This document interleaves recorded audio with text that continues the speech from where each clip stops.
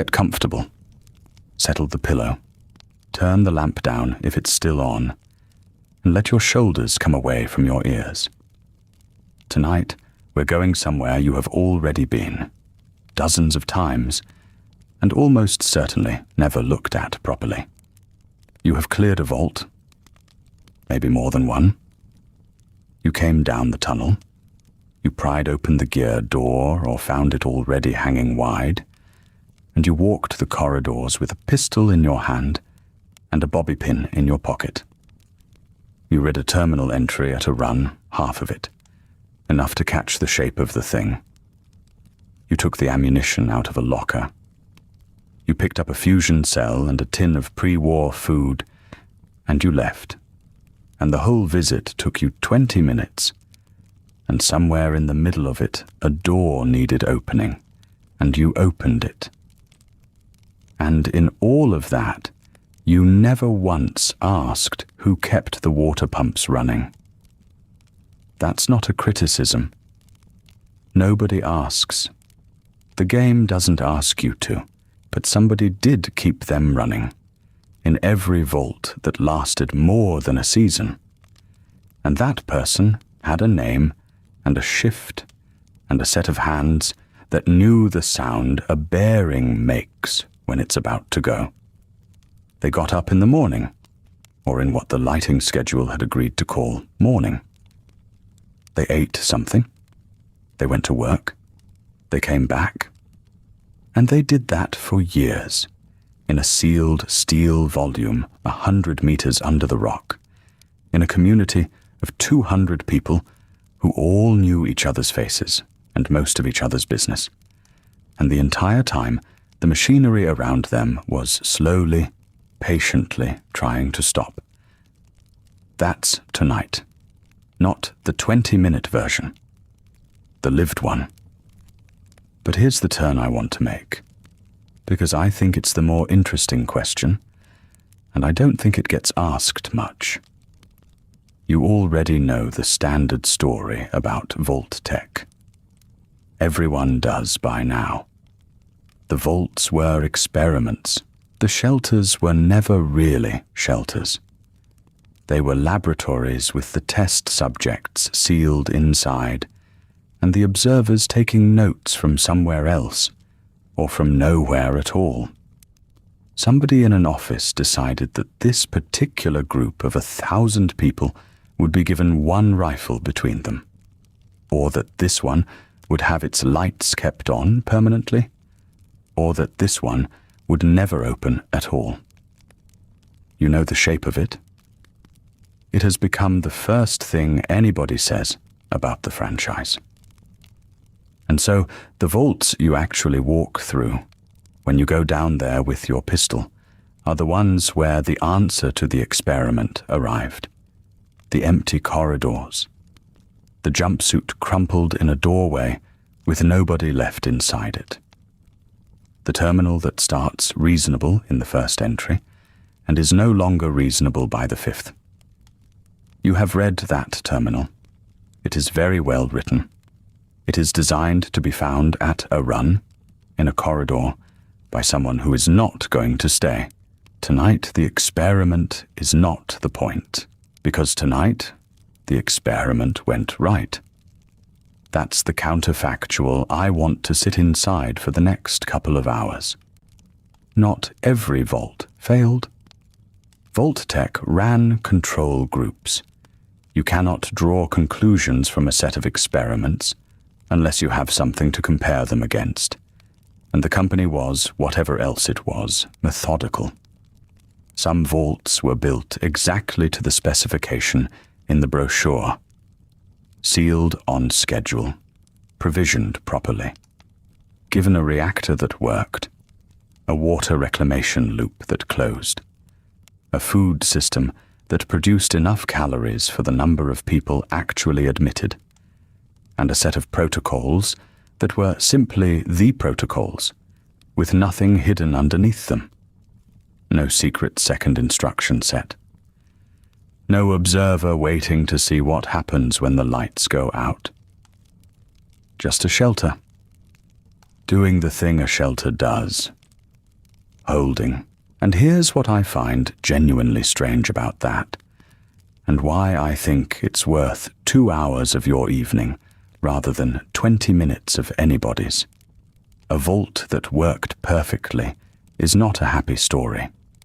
It is a much quieter and much odder story than the ones with the skeletons in them. Because the people inside a working vault got everything they were promised, and the getting of it produced a world that is, when you look at it closely, extremely peculiar. Think about what the brochure actually offered. Safety, certainty, a community, work that matters, clean water measured out, a ceiling and a floor and a schedule. 2 centuries of it. And then think about what it means to be born into the middle of that, to be the 3rd generation, or the 5th, of people who have never seen weather, who have never seen a horizon, who understand the concept of distance only as far as the longest corridor on their level, which is about 90 meters, and who have been told all their lives that the door will open on a date that somebody wrote down before their great-grandparents were born. Everything worked. That's the point. The lights came on. The pumps ran. Nobody starved and nobody rioted, and the overseer's authority was exercised through a notice board rather than anything worse. And still, at the end of it, you get a person standing under artificial daylight, holding a clipboard, who has been kept alive with tremendous competence by a company that never once asked them whether they wanted any of this. So that's where we're going. 1 full day, from the ventilation coming up in the small hours, through the first shift and the ration drawer and the hydroponics decks under their lamps, through a midday break and a repair on a circulation pump that has started making a noise it did not make last week, through the records room and the observation gallery above the great door, into an evening assembly where the vault argues politely about whether to open at all, and then out the other side to the lights stepping down through their programmed dim, and the corridors going quiet, and the air handlers holding their steady note through the night. Nothing goes wrong. I want to promise you that up front, because this is a sleep video, and you have every right to know what you're getting. Nothing collapses. Nobody comes through the door. The pump gets fixed. The most dramatic event of the entire day is a disagreement over a work assignment, and it is settled by procedure, which is exactly how a functioning institution settles things, and which is precisely why nobody makes video games about it. What there is instead is detail. How much water a person actually gets in a closed loop, and where the shortfall comes from, because there is always a shortfall. No recycler recovers everything. And the arithmetic of what is lost is the arithmetic that sets everybody's allowance. What a vault economy looks like when there are no caps, because there is nothing to buy and nobody to buy it from. And yet human beings will invent a ledger anyway. How many square meters of lit growing rack it takes to feed one adult, and why that number, more than anything else, decided how many people were admitted through the door in the first place. What a reactor built by a company that no longer exists does after 200 years, and what the maintenance chief has quietly stripped from which machine to keep which other machine alive. That last one is my favorite thing about vaults, honestly. Somewhere in every long-lived vault, there is a ledger of cannibalization, a list of what has been taken from where. And it is a countdown. Every entry on it is a machine that used to be a spare and is now a donor. The people in a working vault are not fighting anything. They are running a very slow, very careful arithmetic against a supply of parts that stopped being manufactured in 2077. And they are extremely good at it. And they know exactly how good at it they are. And they know it is not permanent. Before we go down, one small thing, and I'll be quick about it. If you find yourself here more than once, the subscribe button costs you nothing and helps this hold together. And I'm curious about something specific tonight. So if you're awake enough to type, if a vault had actually worked properly, no experiment, no catch, would you want the door opened on schedule, or would you want to stay? I genuinely don't know what I'd say. Leave it below. I read them. All right. The year is 2277. It's the decade the capital wasteland gets its water problem solved, or begins to, depending on who you ask and when you ask them. The same handful of years in which a young person walks out of a vault a few hours north of here looking for their father, and the whole region gets rearranged around it. None of that has happened yet where we're going. And if it does happen, nobody here will hear about it for a long while. We're going a good distance south of the ruins of Washington, down a service road that stopped being a road about 180 years ago, past a rock face with a rusted rail line running into it, through a tunnel with the lights still working, which is a detail worth noticing, because in almost every other vault you've walked into, they weren't. At the end of the tunnel, there is a door. It is a circular slab of steel, and it weighs somewhere in the region of 13 tons, and it rides on a rail, and it is closed. It has been closed since October of 2077. It is going to stay closed all night. That's the whole idea. You're on the other side of it, and you're asleep. And in about 4 minutes, the air handlers are going to change their note, which is how morning arrives down here. The note changes. You don't hear it so much as stop hearing the old one. For 6 hours, the handlers have been turning over on the night cycle. Slow, a low, steady pressure at the bottom of the room that you have never in your life gone a single night without. Then the fans step up. The pitch climbs about a tone and a half, and the air begins to move against your face instead of simply sitting there. That is the alarm. There isn't another one. Nobody in this vault has ever needed another one. You are 26 years old.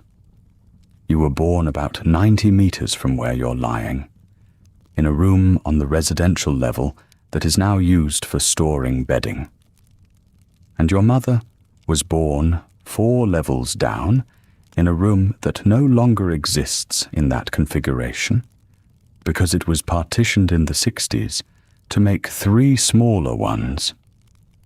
You know both of these facts the way you know your own shift number, which is to say, you were told them by someone who was told them. And there is a record of it in the registry if you ever wanted to check. And you never have. You have never been outside. Not once. Not for an hour. Not for a minute. You have never seen weather. You have never seen a horizon. And the word itself is something you understand the way you understand the word ocean, which is to say, as a definition, attached to a photograph. The furthest you have ever been from the place you were born is the top of the entry stair, standing on the gallery above the door, which is perhaps 200 meters of walking and represents, in the strictest sense, the entire span of your travel. The year is 2277. 200 years, near enough, since the door closed. 8 generations, if you count them the way the registry counts them, which is loosely.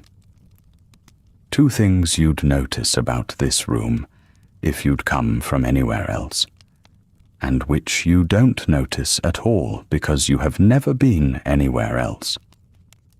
The first is the pitch, not the volume. The vault is not loud. It's that the sound never stops and never changes except on the cycle, and so it isn't really sound to you. It's the texture of the world, the way silence is for people up top. You would find silence unbearable. You have no idea that you would. On the rare occasions the handlers have gone down for maintenance, people have described the feeling afterwards as being unable to breathe, which is not what was happening. What was happening is that the room stopped talking. The second is the smell. Underneath the recycled air flatness, which you can't detect any more than a fish detects water, there is a thin green wet smell that gets stronger the further down you go, and is strongest on your own deck. Wet root mat, nutrient solution, the particular sourness of a growing rack 3 days from harvest. Your hands smell of it permanently. Everyone's do, on second shift. When you were small, you thought it was simply what hands smelled like.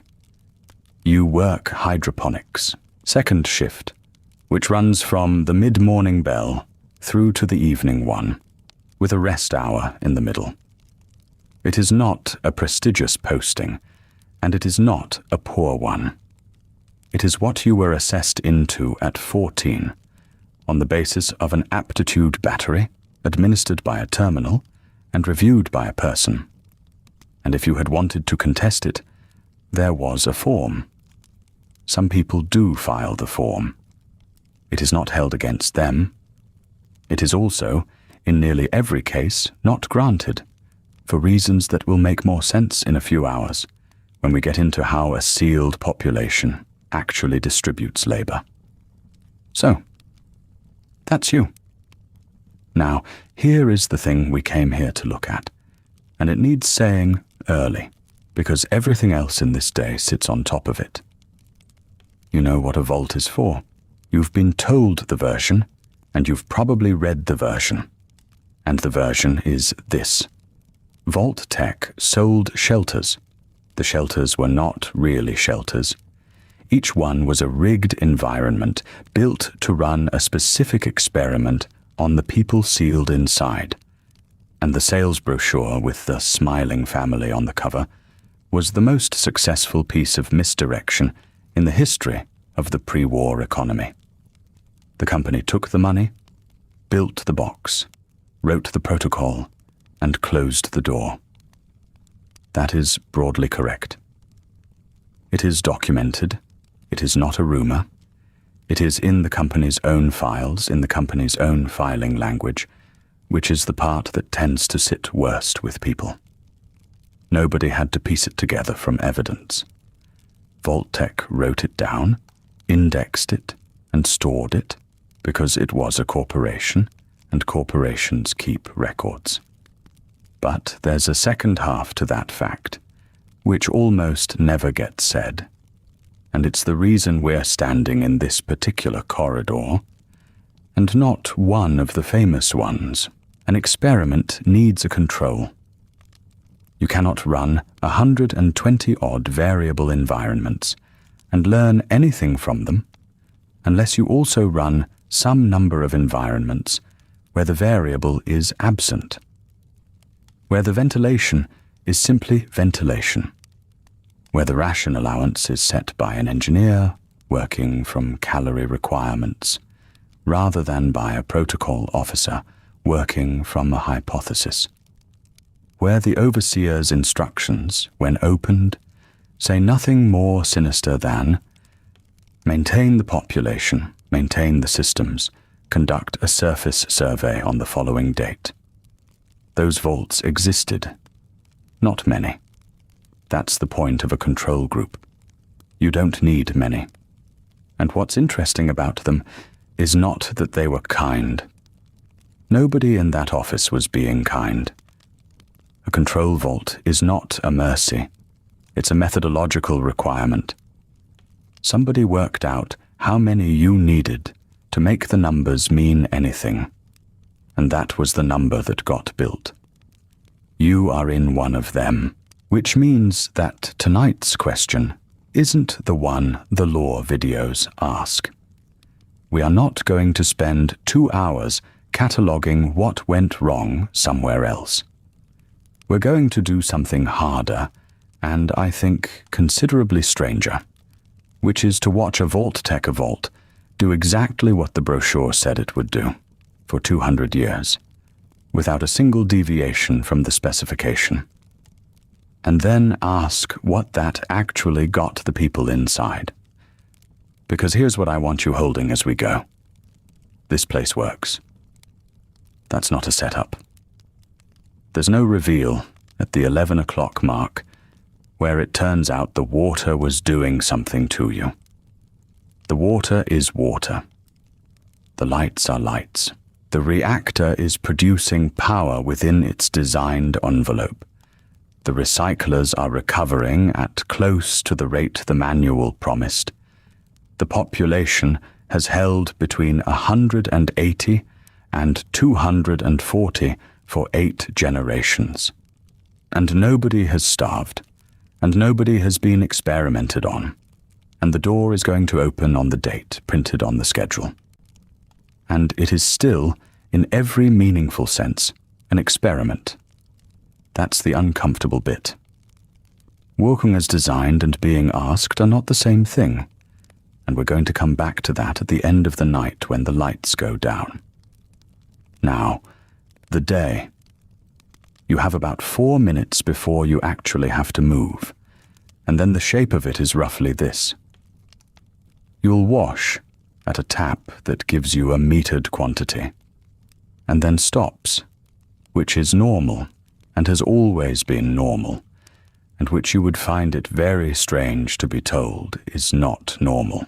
You'll dress in a numbered jumpsuit that has been repaired 11 times, and the repair record is stitched on a tag inside the cuff, because in a place where cloth cannot be manufactured, mending is an accounting matter. You'll eat on the mess deck at shift change, which is the busiest hour of the vault's social day, elbow to elbow with the first shift coming off and looking tired in the particular way of people who have been up since the handlers were still on night cycle. Then you'll go down to the growing decks and work, which for you means pH readings, pruning, transplanting a rack of the low tubers into the finishing tray, and logging your counts on a terminal that has not correctly saved an entry since before you were born, and which everybody works around by writing the numbers on a slate as well. At midday, you'll have your rest hour, and you'll play cards badly. And somebody will bring out a magazine that is 2 centuries old and has been read to the point of transparency. In the afternoon, you'll be pulled off your posting because a circulation pump on the plant deck changed its note 3 days ago, and the maintenance chief is short-handed, and you will spend 2 hours in a hot, narrow space handing tools to somebody older than you and learning something about the machine that keeps you alive. You'll be sent up to the records room on an errand, and you will stand for slightly longer than the errand requires in front of a rack of holotapes that constitutes the entire documented history of your species, as far as anyone here can prove. And in the evening, the whole vault will sit down in the atrium on benches, and the overseer will read the postings And then the meeting will get to the item that everybody actually came for. Which is the survey? Which is the date? Which is the fact that the plan, the real plan, the one in the file, the one that has been sitting there since before the bombs, has a date on it, and the date is not far off. And there are people in this vault who want the door opened, and people who cannot for the life of them understand why anyone would. That argument is 200 years old, and it is finally, in your lifetime, going to have to be settled. The handlers are at full pitch now. Somewhere above you, a light strip is beginning to come up out of its night setting, in the slow, programmed way it always does. 10 minutes from dark to working brightness, because somebody in a design office in the 60s decided that was gentler on the eye and was, as it happens, entirely right. Time to get up. You get up. There is no sunrise here. There has not been a sunrise in this vault in 200 years, and there will not be one. And the substitute is a strip of white light running the length of the ceiling in every corridor and every berth that steps up through 11 brightness settings over 10 minutes, beginning at the same moment every single day. You have never once been woken by it. Your body arrived at the pattern years ago and now runs a few minutes ahead of the machine, the way a dog knows the sound of a particular door. You are awake in the dark at the 11th hour of the night cycle, lying still, listening to the air handlers, and then the first setting comes up, and the room turns the color of weak tea, and you swing your legs down onto a floor that is exactly as cold as it was yesterday. That last part is worth sitting with for a moment, because it is the thing about this place that a visitor would find strangest, and that you have never found strange at all. The floor is the same temperature every morning of your life. The air is the same. There is no season in here. There is no weather. There is a very slight variation in humidity on the hydroponics decks, depending on which racks are in flower. And that is the closest thing to a climate you have ever personally experienced. People born inside sealed communities tend to develop an unusually precise sense of time and an unusually poor sense of duration. You can tell someone what hour it is without checking, to within about 6 minutes, but ask you how long ago something happened, and you will be badly, confidently wrong. There is nothing in your environment to hang a memory on. No cold spring, no bad summer. Just the lights going up and the lights going down, 9,500 times so far. You dress after you wash, not before, which is the order everyone here uses, because the water is metered and the queue is short, and there is no sense standing in it in a clean jumpsuit. The washroom on your berth level serves 14 people.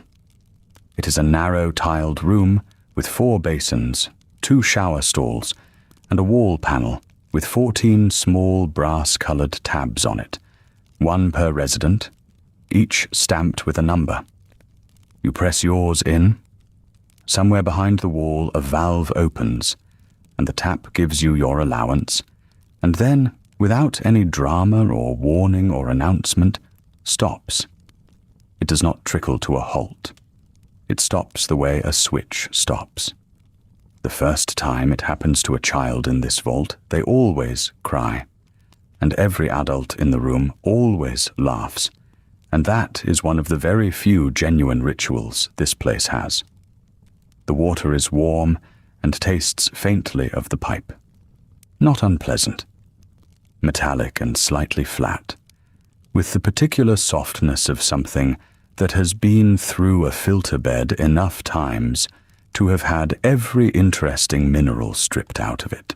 You have drunk exactly one other kind of water in your life. A sealed pre-war bottle, split 11 ways at a wedding, which tasted of plastic, and which everybody agreed was worse, and which everybody talked about for a month. Here is where the day's arithmetic actually starts, and it is worth slowing down for, because the number on that brass tab is not a rule somebody invented. It is a consequence. Your vault does not have a water supply. It has a water loop. There is no aquifer tap, no intake from any source outside the door.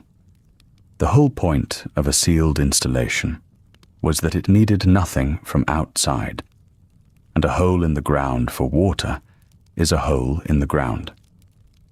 So what the engineers gave you instead was a fixed quantity of water and a machine to keep using it. Everything comes back: the shower drain, the basin, the laundry, the condensate that the air handlers pull out of the atmosphere every hour of every day, because 200 people breathing in a closed box will otherwise turn the whole place into a swamp. The growing decks return an enormous amount, because most of what a plant takes up, it eventually gives back to the air, and the air belongs to the vault. Even the reclamation from the sanitation system, which nobody discusses at meals, is a substantial fraction of the daily throughput. All of it goes down to the treatment level, and through a sequence of settling, filtering, and chemical stages that finishes with a set of ultraviolet lamps that have been replaced 4 times in the vault's history, and are the single most nervously monitored component in the building. And the loop is very good. It recovers something in the high 90s%. That number sounds like a solved problem, and it is precisely the opposite of a solved problem, because the water you do not recover is gone permanently, and there is no way to get more. A % or 2 lost per cycle, cycling every few days, compounds into a curve that anybody with a pencil can draw, and that every overseer this vault has ever had has drawn personally in their first month in the chair to make sure the previous one was not lying.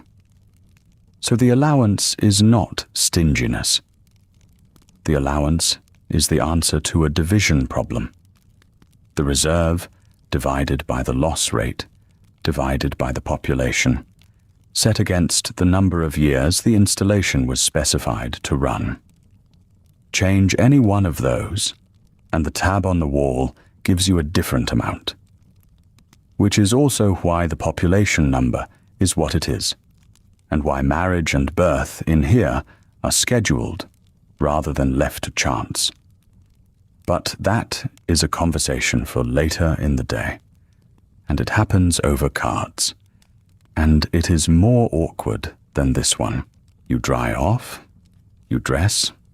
The jumpsuit is the standard issue, and it is genuinely well made, which is the sort of thing that only becomes obvious over decades. Heavy blue cotton blend, reinforced at the knee and the elbow, a full-length zip, and the vault's number on the back in yellow, large enough to read down a corridor. This is not a uniform in the military sense. It is a uniform in the sense that a hospital has uniforms. It is what there is. It launders well. It is easy to identify at distance. And when it fails at predictable places. Yours has been repaired 11 times. You know this because the repair record is stitched into the inside of the left cuff, a strip of tape with 11 small dated marks on it, added by whoever did the work, which is a system nobody in the vault can remember instituting, and which everybody follows without question. 3 of those marks are your mother's stitching, You can tell hers from anyone's. She pulled her thread tight enough to pucker and never once accepted a correction on it. She has been dead 6 years, and there are 3 lines of her handwriting, effectively, on the inside of your wrist. And you do not think about it every morning, but you have thought about it this morning, and now you are running slightly late. Out into the corridor. The residential levels of this vault are laid out as 2 long parallel halls per deck, joined at each end, with the berths running off both sides. The hall is wide enough for 2 people to pass, and not quite wide enough for 3, which is a design choice that saved the manufacturer a considerable quantity of steel across the whole program, and which shapes the entire social texture of the morning. Because at this exact hour, the first shift is coming off, and the second shift is going on, and both of them are in the same corridor, going opposite directions. There is an etiquette to it, and it is invisible until you try to describe it.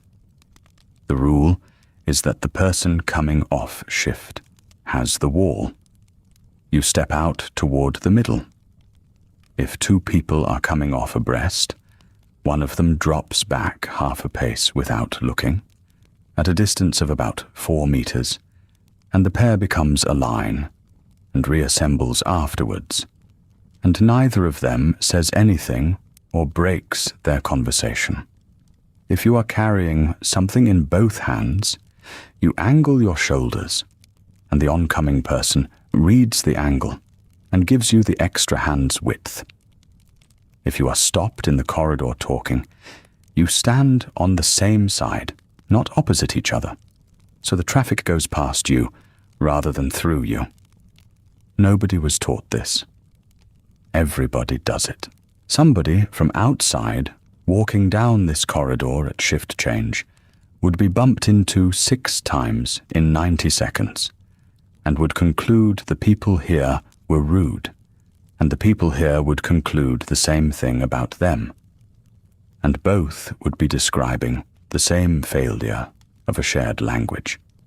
You pass the maintenance chief's second, who is off shift and grey around the eyes, and who lifts 2 fingers off the wall in greeting without stopping. You pass a woman from the laundry deck, who tells you, in the 4 seconds available, that the pump on the plant deck is still making the noise, and that you are being loaned out this afternoon. And did anybody tell you? And you say yes, and she is already gone. Information in a vault moves faster than any posting board can, and always has. The overseer knows this, and has known it for years, and has stopped pretending otherwise. Roughly half of what gets read out at the evening assembly is confirmation of things the whole building has known since breakfast. The corridor turns. The light is at full working brightness now, that flat, even white that falls from directly overhead and gives everything the same amount of shadow, which is to say, almost none. There are no dark corners in this vault. There is nowhere in the entire installation where you could stand and not be seen if somebody looked. And that is not surveillance, exactly. It is simply what happens when a building is lit by a single unbroken strip and has no windows and no furniture taller than a person. Ahead of you, the hall opens out and the sound changes. The closed rumble of the corridor giving way to the wider clatter of 200 people's cutlery on trays, and 100 conversations, and the particular flat ringing of a metal counter being wiped down. The mess deck, and breakfast, and the ledger, and the first real question of the day. The mess deck is the widest open space in the vault, apart from the atrium, and unlike the atrium, it is used 3 times a day, every day, and has been since the door closed. You can see that in the floor. The tiles under the serving line are worn pale in 2 long strips, where 2 centuries of people have stood in a queue. And the strips are not straight. They curve slightly to the left near the end because the counter juts out there, and everyone steps around it the same way. Nobody planned that. It is just what 200 people walking the same 6 meters several thousand times a year will do to a floor, and it is one of the few honest records in the building that nobody had to write down. You take a tray from the stack. The trays are original, stamped steel, 4 compartments, and a round depression for a cup. And there are more of them than there are people, because whoever ordered the equipment ordered for a population somewhat larger than the one that actually lives here. You have thought about that before. Everyone has once. What goes on the tray this morning is this: a portion of scrambled egg substitute, pale yellow, made from a powdered protein base that is reconstituted in the kitchen in a mixer older than anyone serving from it. A cup of what the kitchen calls porridge, and everyone else calls the grain, which is a hot cereal made from a hardy dwarf wheat variant grown 4 decks below you, under the same lamps you will be standing under in 40 minutes. 2 slices of tomato, a small dish of something pickled. This week it is carrot, because the carrot rack came in heavy, and pickling is what you do with a heavy rack. And water in the cup at the standard measure. Every part of that came from inside this building. That is not a small claim, and it is worth sitting with for a moment, because it is the thing the Vault does that nothing else in the region does at all. The tomato grew 9 meters from where you are eating it. The wheat grew a little further. The protein base is the only item on the tray with any real distance behind it, and its distance is not spatial but temporal. It came out of a sealed drum laid down before the war, one of a stock the Vault has been drawing on carefully and steadily for 2 centuries, and which the maintenance ledgers say will last another 60 years at current draw, or 40 at the draw of 30 years ago, which is why the draw was changed 30 years ago. You sit at the end of a long bench with your back to the wall, because you are early enough to get that seat, and you like it. Here is something worth slowing down for, because it explains almost everything about how people behave in this room. There is no money in this vault. There never has been. The founding documents do not mention currency of any kind, which is not an oversight. It was a design decision, and the reasoning is spelled out in the operations manual, in the plain, faintly pleased tone of a man who thought he had solved something. A sealed population, the manual says, has no external trade, no import, no export, and therefore no need for a medium of exchange with the outside. All production is internal. All consumption is internal. The overseer allocates. The system is closed.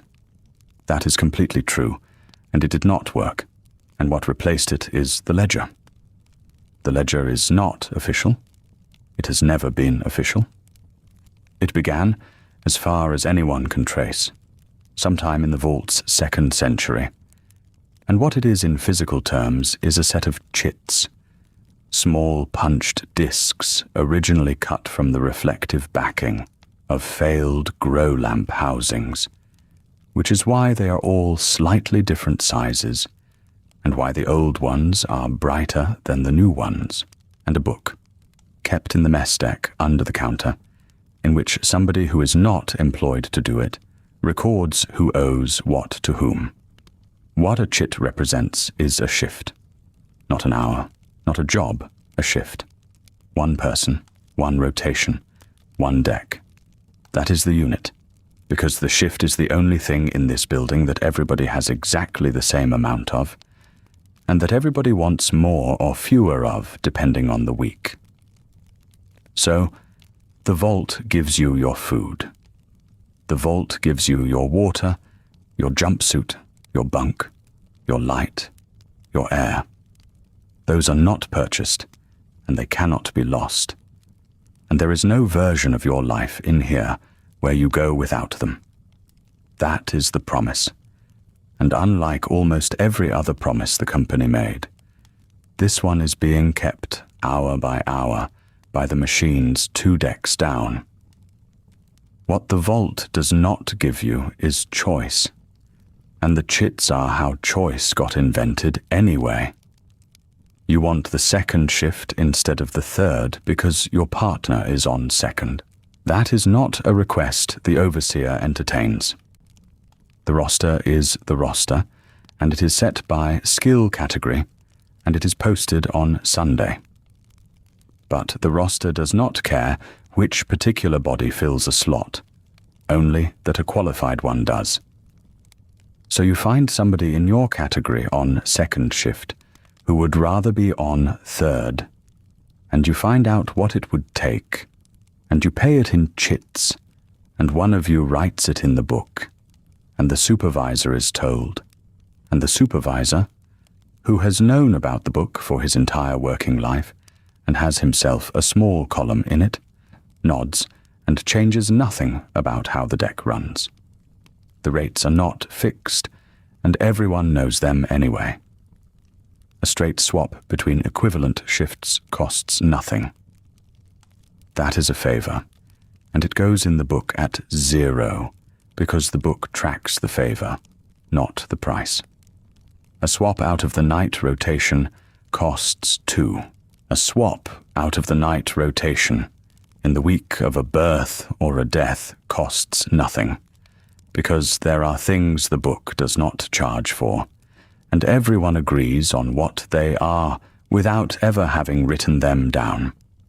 Laundry deck work, which is hot and loud, and which nobody enjoys, trades at a premium of 1 chit per rotation over the standing rate for anything else at the same skill grade. Reactor-adjacent work trades at a premium too, and that premium has been rising for about a decade. And if you want to know what the Vault privately believes about the state of its own machinery, that number tells you more than any assembly ever has. What is genuinely strange about this, and it took you until your 20s to notice, is that the chits cannot buy anything. There is nothing to buy. You cannot eat them. You cannot exchange them for extra water. No shop exists. Their entire value is that other people will accept them for shifts. They are a currency backed by nothing except the willingness of 200 people who cannot leave each other's company to keep honoring a book that nobody is required to honor. And it holds. It has held for something like 140 years. Out on the surface, in the same decade, the same problem got the same answer in a different shape. The wasteland's money is bottle caps, and it is money for a reason that is not sentiment. Caps cannot be manufactured anymore, because the machines that made them are gone, so the supply is fixed and finite, and everyone can verify one by looking at it. The value is not in the metal. The value is in the fact that the woman at the next stall will take it. That is the whole of it. Out there and in here both. And the Vault arrived at the identical solution by an identical route, without a single person inside ever having handled a cap in their lives. The difference is what the two currencies price. Out there, caps price things. Water, ammunition, a night's roof, a stim pack. In here, nothing is scarce enough to price except time and unpleasantness. The vault solved scarcity of goods and could do nothing about scarcity of preference, and so preference became the only thing worth trading. 2 benches down, that trade is happening out loud, in the way that everything in a room this size happens out loud. A man from the water plant is trying to get off the coming Thursday. He needs it. He does not say why, and nobody asks, which is itself information, because in a building where everyone knows everything, the decision not to ask is a kindness that gets extended deliberately.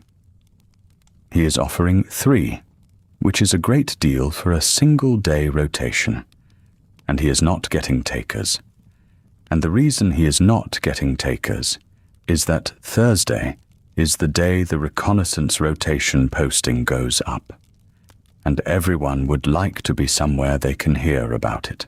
A woman across from him says she will take it for 4 and a covered night in the spring, and he agrees before she has finished the sentence.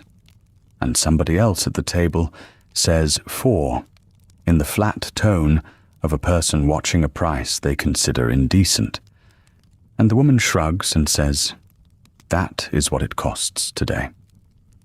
That is the part you have never quite got used to. Not the trading, the pricing. Because a fixed hierarchy is supposed to make status simple. There is the overseer, there are the supervisors, there is everyone else. And your grandparents were graded into a skill category before you were born, and you were graded into 1 at 16. And the grade sets your rotation, and your rotation sets your life. That is the official structure, and it is real, and it does not move. But underneath it, there is this. A second, quieter ranking, which is not about grade at all. It is about who is owed. There are people in this building with no authority whatsoever who can get a shift covered in 4 minutes because 200 people know their name is good. And there are people a grade above them who cannot because 11 years ago they took a covered night and did not return it. And the book remembers, even though everyone involved has agreed out loud to forget. Nobody administers that. Nobody could. It simply accumulated, the way the pale strips accumulated in the tiles by the counter. You finish the grain. You drink the water in 3 swallows, which is the standard way of drinking it here. Nobody sips, because the cup is a measure, and the measure is the point, and a habit that old stops feeling like a habit. You take your tray to the counter and set it in the rack, and the man wiping down the steel gives you the small nod he gives everyone. And behind him, the bell for second shift starts. 2 short tones, and a pause, and 2 short tones. The same sequence it has made for 200 years, wired into a relay that has been replaced 4 times and has never once been redesigned. You stand. Around you, 3 dozen other people stand at the same moment, without any of them appearing to decide to. And you go down to the growing decks. The stairwell down to hydroponics is the only part of the vault that ever smells like anything other than metal and people. It starts about halfway down the second flight. A warm, green, faintly sour smell, wet root mat and nutrient salts, and the particular sweetness of a lamp running hot over living leaves. You have been walking into that smell since you were 11 years old, and you still notice it every single time. Some smells never sand down. The engineers who designed the airflow put a positive pressure on the growing decks so that the vault's air pushes in and the deck's air does not push out, which means the smell only exists in the stairwell, in a band about 6 steps deep, and then it is gone. the doors open onto light. That is the other thing. Everywhere else in this building, the illumination is a thin institutional white, tuned to be adequate and nothing more. And here there are 1,100 lamps burning in ranks over the racks. And the deck is so bright that people coming down for the first time in weeks put a hand up without meaning to. The lamps run in a spectrum weighted heavy toward red and blue, which makes the whole space red as a strange dim purple to the eye at the aisle ends where the fields overlap. Under a rack, standing close, it is simply blinding. The racks are aluminium, 6 tiers, running the length of the deck in 8 rows with a working aisle between each pair. Each tier is a shallow trough of flowing solution, with a lid drilled for the plant collars, and the solution moves slowly and continuously from the header tank at the north end to the return at the south, and it makes a sound. That is the thing nobody who has not worked down here understands. There is a sound, a low, broad hiss of moving water spread across 400 meters of trough, and it never stops. And after 8 hours of it, your ears do something strange when you go back up to the residential deck, and the silence lands on you like a weight. Your first task of every shift is the same one it has been for 15 years. You take the meter off its hook by the door. It is a pre-war unit in a cracked yellow case, and the probe has been rebuilt 3 times. And you walk the rows, and at 14 fixed points, you dip it and read acidity, and you write the number down. Not into the terminal. Onto a card with a pencil, because the terminal cannot be trusted, and the card can. The target is a narrow band. To acid, and the roots stop taking up certain minerals, no matter how much of them is in the water, and the leaves go pale between the veins in a pattern you learn to recognize across a whole aisle from 20 meters away. 2 alkaline, and other things lock out instead, and the growing tips die back. The band is not wide. Nobody down here thinks of pH as chemistry. They think of it the way somebody outside might think of weather.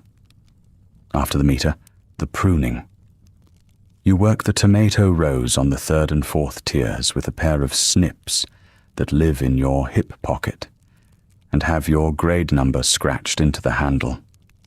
And you take out the suckers where the side shoots come off the main stem, because a plant left to itself will put everything it has into making more plant. And what the vault needs is fruit. This is the part of the job that looks like nothing, and is actually the whole job. Every cut is a decision about where the plant's effort goes. You make several hundred of them a shift, and you have never once written any of them down. Then transplanting. The nursery bank is at the north end under its own lamps, seedlings in rock wool cubes going from the germination tray to the propagation tier to the production trough on a schedule that is the deck's real heartbeat. The schedule is not negotiable. It cannot be, because the racks are full, and a rack that is full has exactly 1 empty slot at any moment, which is the one that opened this morning when something was harvested. You put the new cube into the collar and settle it, and check that the roots are already showing white at the base of the cube, because a cube that has not rooted will sit in the trough for 11 days, doing nothing, and you will have wasted a slot, and a wasted slot is a wasted 11 days of light on a fixed footprint of rack in a building that cannot build more rack. And at the end of it, the counts. You go to the terminal at the supervisor's station, and you enter the harvest weights and the transplant numbers and the 14 readings. And you commit the entry, and about 1 time in 3, the screen clears and returns you to the input field with everything blank, and the entry is gone. This has been happening since before you were born. Your mother worked this deck and complained about it. The maintenance log has a note against the machine, dated more than a century ago, that reads, "In somebody's careful block capitals, storage fault, not repairable with available parts, recommend manual duplicate. That is why you keep the card." Everybody keeps the card. The Vault has run a paper shadow system for 140 years, because a component the size of your thumbnail failed, and there is nobody left in the world who makes that component. Let me put a number on why this deck is laid out the way it is, because the number explains almost everything about this building, including how many people are standing in it. A person needs somewhere around 2,000 calories a day to do light work and not slowly disappear. Growing that under artificial light is not a gardening problem. It is an electrical problem wearing a gardening costume. Sunlight is free and arrives at enormous power across an entire hemisphere. A lamp is a device for converting reactor output into photons at a specific efficiency. And every calorie on your tray was paid for in watts, upstream by a machine in the plant deck that has a fixed and non-negotiable output. Run the arithmetic in the direction the designers ran it. You start with the reactor. You subtract everything that is not food. Air handling, water recovery, pumps, lighting for the corridors, the door, heating, the medical bay, the terminals. What is left is your lamp budget, and your lamp budget divided by the wattage of 1 rack tier gives you your number of tiers. And your tiers times their yield gives you a quantity of food per day. And that quantity divided by 2,000 calories gives you a number of human beings. That last number is the Vault's population figure. It was not chosen because it sounded like a nice size for a community. It was chosen because it fell out of the bottom of that calculation, and then the recruitment quota was written to match it. And then somebody knocked on your great-great-great-grandparents' door with a clipboard. The tolerance on it is thin. Multi-tier hydroponic racking under artificial light will support somewhere in the range of 1 person per few square meters of lit growing surface, depending brutally on what you grow. High-yield leaf crops and starchy tubers, not orchards, not grain, if you can avoid it, and absolutely never anything that walks, which is why what came out of the mess counter this morning was potato and a stiff cereal mash and a tomato and greens, and why the protein is mostly bean and fungus, with a little from the small Brahmin veal operation on the sub-level that exists mainly because the original manifest listed it. And nobody has ever had the authority to delete a line from the original manifest. It is also why the Vault counts the living so carefully. A population that drifts 8% above the design figure does not have a debate about it. It has a short fall in about a season. The lamps overhead are stamped with a maker's mark on the ballast housing, and if you climb the rack ladder to service 1, you can read it. A lighting division of one of the big pre-war conglomerates, the kind of firm that made lamps for warehouses and greenhouses and streets. And the housing carries a catalogue number and a line of small text advising the owner to consult a qualified electrician. There are catalogue pages in the Vault's records room from that same company. Somebody kept them, probably because they came in the crate. They show a glass house in some green, flat country with a woman in a printed dress standing among staked tomatoes, holding a basket, smiling at something off to the left of the camera, and the copy underneath talks about extending the growing season and getting more from your acreage. That is what the company thought it was selling. Season extension. A little more yield from a field that already had sky over it. The lamps in that photograph were an accessory to the sun. The same lamps are, in this room, the entire sun, for a population of several hundred people, permanently, and have been for 2 centuries.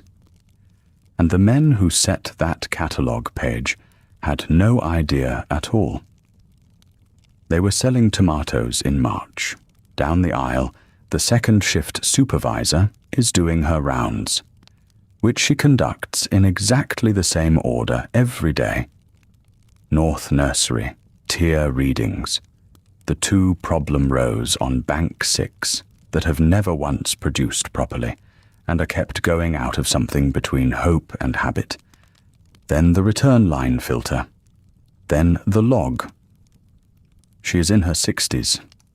She has a way of putting 2 fingers under a leaf and turning it to look at the underside that takes about a second and tells her more than your 14 readings do. That is the thing about this deck that a person from outside would miss entirely. Everyone working these rows started at 11 or 12.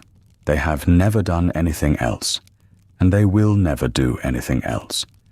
And the result is a floor full of people with 30 and 40 and 50 years of practice at a single narrow craft, moving through it with no wasted motion and almost no conversation, because the conversation was all had decades ago, and everybody already knows what everybody thinks.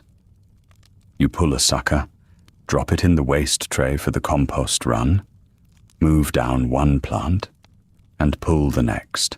The break comes at the middle of the shift, announced by nothing at all. There is no bell for it. The lamps do not change. You simply reach the end of Bank 4, look up, and find that 3 people have already drifted toward the alcove at the head of the deck, where somebody 2 generations ago bolted a steel bench to the wall, and somebody after that added a second one facing it. And that is the break room, and has been for as long as anyone can name. You wash your hands at the utility tap, which is unmetered because it returns straight to the deck's own loop rather than the domestic one, and you sit down on the end of the bench nearest the aisle, because that is where you have sat for 11 years. There is a card game already going. It is always already going. The deck is a pre-war set with a company logo on the backs, worn to the point where 4 of the cards are identifiable by their wear patterns alone, which everybody knows and nobody mentions, because mentioning it would mean replacing the deck, and there is not another one. The game is a variant that exists only here. Somebody's grandfather adapted it out of 2 other games, badly, and the bad adaptation has been played by several hundred people for 60 years and has developed the depth of a national tradition. There are house rules that have house rules. Someone hands you a magazine. It is 210 years old. It is about automobiles. It has been read by every literate person in this vault multiple times, and it is passed around the break bench with the seriousness of new material.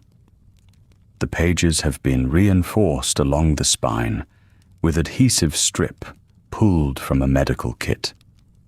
You read a paragraph about the handling characteristics of a car that has not existed in any drivable form since before your great-great-grandparents were sealed in. And you look at the photograph of it parked on a coastal road with the ocean behind it, and you hand the magazine on.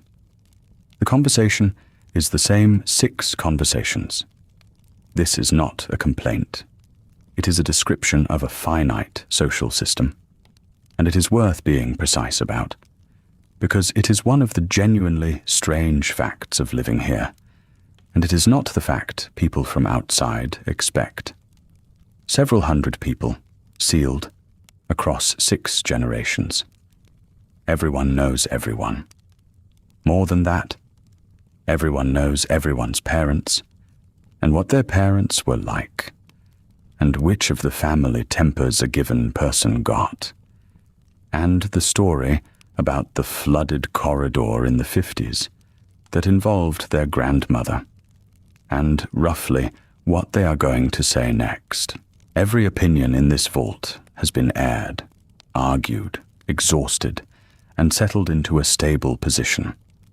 And the 6 conversations are the 6 positions that never resolved.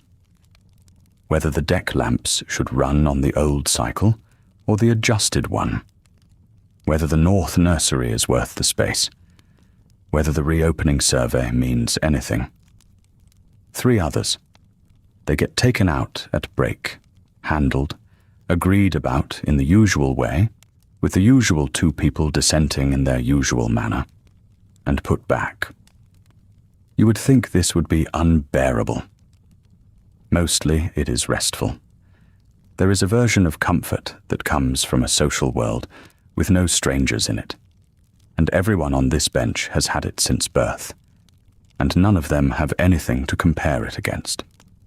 Here is what sits underneath all of that, and it is worth slowing down for, because it is the machinery that a sealed community actually runs on, and it is nothing like the machinery a settlement outside runs on. A vault has a population number. It was set before the door closed. It was set by engineers working backward from calories and water, and lit growing area and air handling capacity. And it does not move. There is no expanding into the next valley. There is no bad year that thins things out, and no good year that lets the number drift up.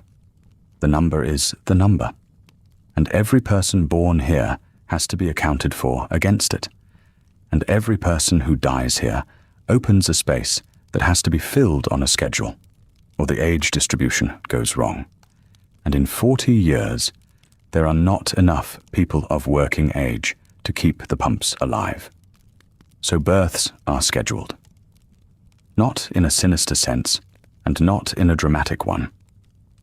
In the sense that there is a committee, and the committee meets, and there is a list, and couples apply and are placed on the list and wait, sometimes for years, and are eventually told that the coming year is theirs.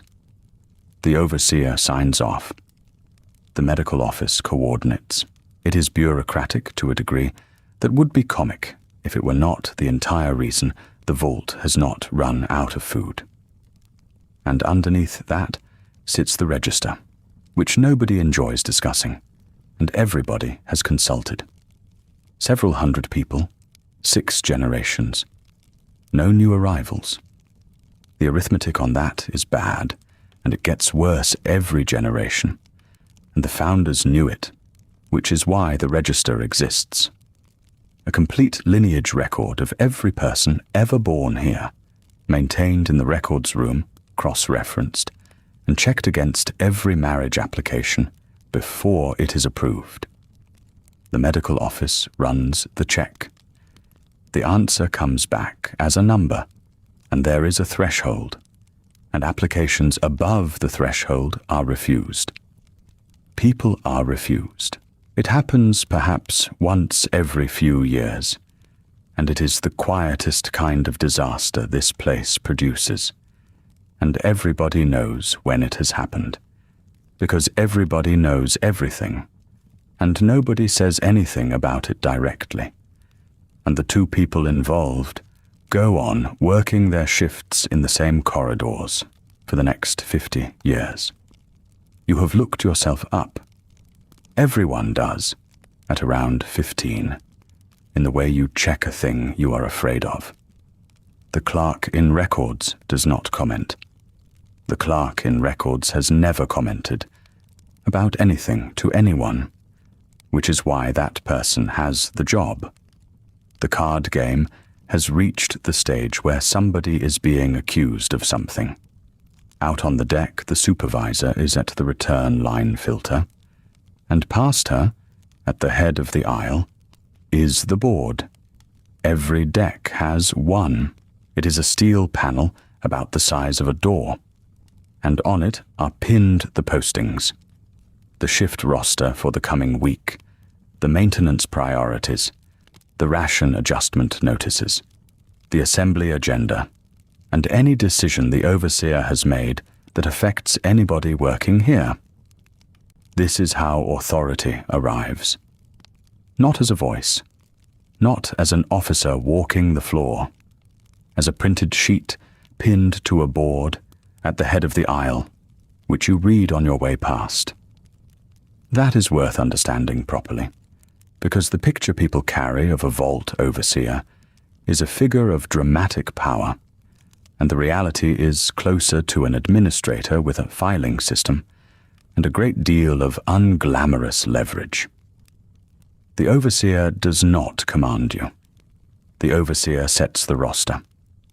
The overseer approves transfers between decks, signs the berth schedule, allocates the maintenance budget in hours and parts, chairs the assembly, holds the keys to the records room and the armory and the reserve stores, and writes the report. That is the whole of it, and it is enormous, and it is exercised almost entirely on paper. If the overseer wants you moved off hydroponics and onto the plant deck, a sheet appears on the board with your number on it, and you go to the plant deck. There is no confrontation to have. There is nothing to refuse. There is a sheet. The people who understand this vault best understand that the board is the instrument, and that the way you get something you want here is not to argue with anybody, but to get your case in front of the overseer's office in the correct form, in writing before the roster is drawn. Which is what is happening at the far bench, quietly, right now. Two of the second shift have a dispute over the rotation on Bank 6, the two problem rows that never produce. One of them has been assigned to them for the third cycle running, and thinks the assignment is being used as a soft punishment for something that happened in the spring. The other thinks that is nonsense, and that the rows go to whoever has the patience for them. What is interesting is what does not happen. Nobody raises a voice. Nobody appeals to the supervisor, who is 15 meters away and can certainly hear the whole thing. Instead, one of them says he will put in a form, and the other says, "That is fine. Put in a form, and that is the end of it." He will put in a form. It will go to the office. It will be considered against the roster, and in 9 days a sheet will appear on the board with the answer on it, and both of them will read it on the way to their stations, and whatever it says will be the end. This is a place where you will spend your entire life within 200 meters of every person you are ever going to disagree with. You cannot storm out.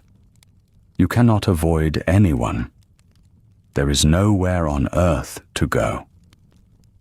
The procedure is not decoration. The procedure is the only thing standing between a sealed population and 60 years of feud in a corridor. And every person on this deck learned before they were 10 that you take it to the form. The last thing to say about the middle of the day, before the break ends, is about doors. There are almost none that lock. The residential compartments have a latch to signal occupancy, and that is the extent of it. The overseer's office locks. Records locks. The armory and the reserve stores lock. Nothing else does, because the vault was not designed for privacy. It was designed for access, on the reasoning that in an emergency, a sealed door is a problem, and there is nowhere for a person to need privacy from anyway. So you grow up with a version of solitude that has to be manufactured out of timing and courtesy, rather than architecture. You learn which corridor is empty at which hour. You learn that a person standing at the observation gallery with their back to the room is not to be spoken to. Everyone learns it. It is the deepest unwritten rule in this place, and it is never once stated aloud. And it works, mostly, and it is the thing you would miss most if you ever went outside, where the walls are thin and unpredictable, and nobody has agreed on anything. Down the aisle, the supervisor closes the filter housing and straightens up, and the card game folds itself away, mid-hand, into the same 3 creased envelopes it lives in. And you stand, and the middle of the day is over. The posting board has your name on it for the afternoon, which is unusual because you are a hydroponics hand, and the afternoon assignment is maintenance. It happens perhaps 4 times a year. When the plant deck needs a second pair of hands, and the second pair does not need to be skilled, they pull whoever is closest to the shaft. And today, that is you. You take the stairs down 2 levels rather than the lift, because the lift is slow, and because the stairwell is one of the corridors you know is empty at this hour. The temperature changes as you descend. It is a gradual thing, a few degrees per landing, and then at the bottom you push through the hatch onto the plant deck. And it is genuinely hot, the kind of heat that makes the inside of your nose feel dry within about a minute.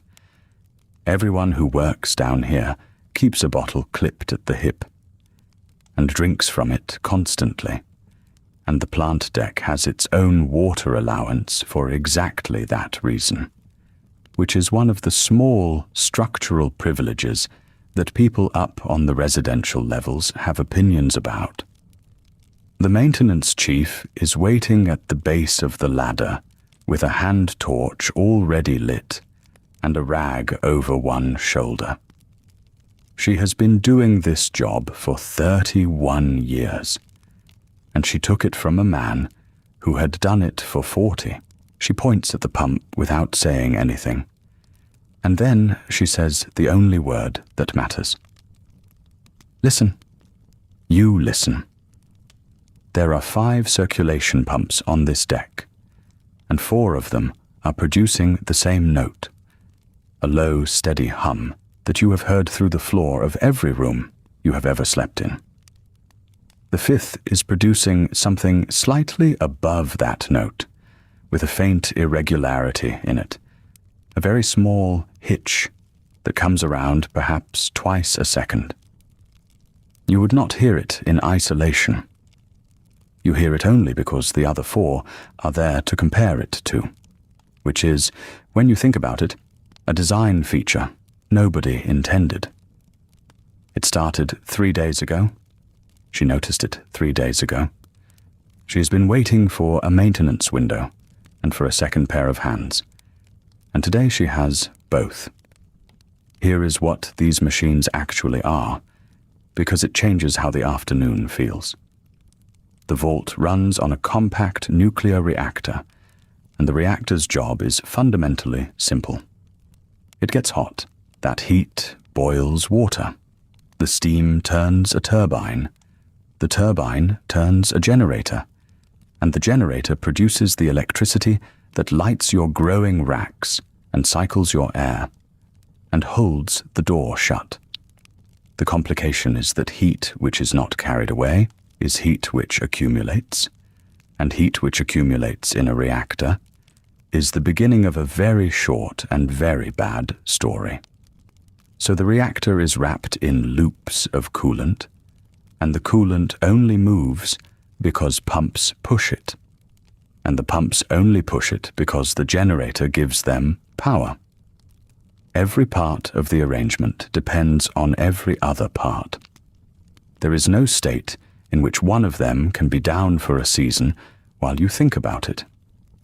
The design tolerances were extraordinary. These were not consumer parts.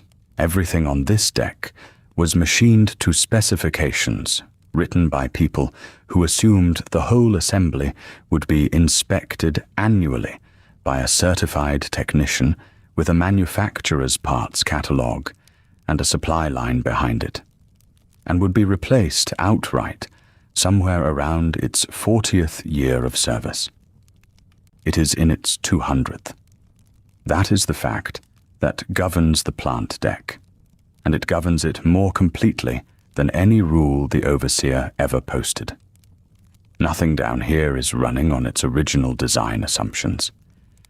It is running on 2 centuries of accumulated intervention by people who understood the machine progressively less well as the generations passed and the manuals wore out, but who understood their particular version of it progressively better, because they had nothing else to look at.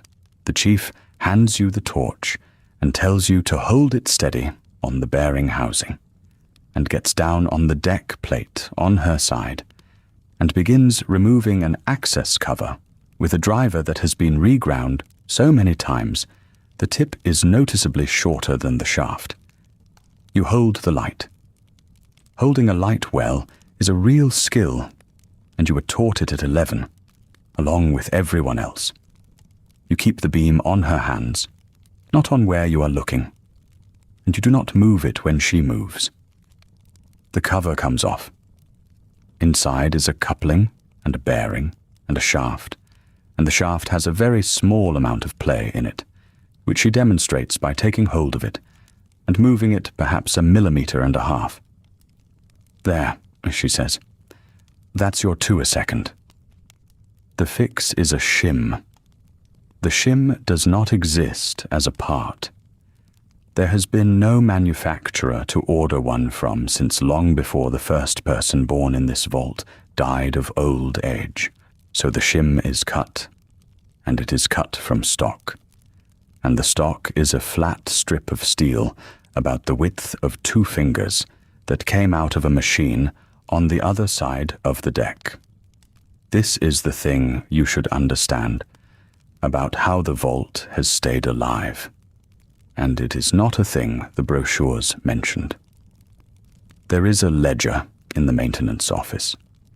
It is a physical book, paper, because paper does not require the terminal to be working. It is the 4th volume. The first 3 are on a shelf beside it, and the first one is in handwriting, so faded in places that the current chief has annotated it in the margins with what she believes it says. The ledger records, in order, every part that has been taken out of one machine to keep another machine running. The laundry deck used to have 4 industrial washers. It has 2. The other 2 were not broken. They were disassembled, deliberately, over about 11 years, because their motors and bearings and drive belts were compatible enough with things that mattered more. There is a ventilation fan on the 4th level that has not turned since somewhere around the vault's 90th year, and it will never turn again, because it is not a fan anymore. It is a shelf of spare parts that happens to be shaped like a fan and mounted in the ceiling. 2 of the medical bay's diagnostic units were stripped to keep the 3rd one running, and when the 3rd one finally fails, there will be nothing left to take. The ledger is a map of decisions. Somebody, at some point, sat down and decided that clean laundry was worth less than coolant circulation. Somebody decided that the fourth level could be a little stuffier so that the reactor could stay cool. Nobody voted on any of it. It was simply the correct call, made by a person who had the authority and the knowledge, and written down so that whoever came after would understand what had already been spent. That is what the ledger is really for. It is not an inventory. It is a record of how much of the future has already been consumed, kept honestly, so that no chief ever has to guess whether the thing they are about to cannibalize is the last of its kind. She cuts the shim with a hand shear and files the edges and holds it up against the torch to check the line. It takes her about 20 minutes. She could have done it in 10, but she does not hurry on this deck, ever, and neither does anyone else, because the plant deck is the one place where a fast mistake is expensive in a way that no procedure can undo. Then it goes in, and the cover goes back, and the fasteners go back in the order they came out, and she tells you to step clear before she brings the pump back up. The note changes. You hear it change. The hitch is gone, and the fifth pump drops down into the same low, steady hum as the other four. And for a moment, the deck sounds like one machine instead of 5, and the chief stands there with the rag in her hand and listens to it for a full 30 seconds without saying anything. Then she says the thing that stays with you afterwards. That'll hold. 2 years. Maybe 4. And then she says how many more times she can do it. The strip of stock she cut the shim from is perhaps 2/3 gone. There is one more source of comparable steel on this deck, and taking it means giving up a machine that is currently working.